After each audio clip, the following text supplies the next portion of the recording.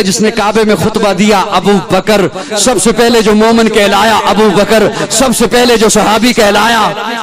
ابو بکر، سب سے پہلے جس نے 40,000 دینار آقا کے قدموں پہ رکھے ابو بکر، جس نے بلال کو آزاد کرایا ابو بکر، جس نے عامر بن مغیرہ کو آزاد کرایا ابو بکر، آقا چل کے جس کے دروازے پر گئے ہیں ابو بکر، آقا کو جس نے اپنے کندھے پہ اٹھایا ابو بکر، جو غار میں سب سے پہلے داخل ہوا ابو بکر، جس نے اپنی چادر کو پھاڑا سوراخوں کو بند کیا ابو بکر، جس نے اپنی گود کا بستر بنایا ابو بکر، آقا کو جس نے اپنی گود میں سلایا ابو بکر، جس نے سانپ کا ڈسنا برداشت کیا آقا کو نہیں جگایا ابو بکر، جس کے آنکھ کے قطرے نبوت کے چہرے پہ آئے ابو بکر، آقا نے اپنا لعاب جس کی ایڑی پہ لگایا ابو بکر، جو غار سے سب سے پہلے باہر آیا ابو بکر، جو معبد کی جھونپڑی میں سب سے پہلے پہنچا ابو بکر، جس نے بکری کا دودھ دویا آقا کو پلایا خود خوش ہوا ابو بکر، جو قباء کے مقام پہ پہلے پہنچا ابو بکر، قباء کے مقام پہ پہنچ کر جس نے پیارے آقا پر اپنی چادر کو تان دیا ابو بکر، جس نے لوگوں کی غلط فہمی کو دور کیا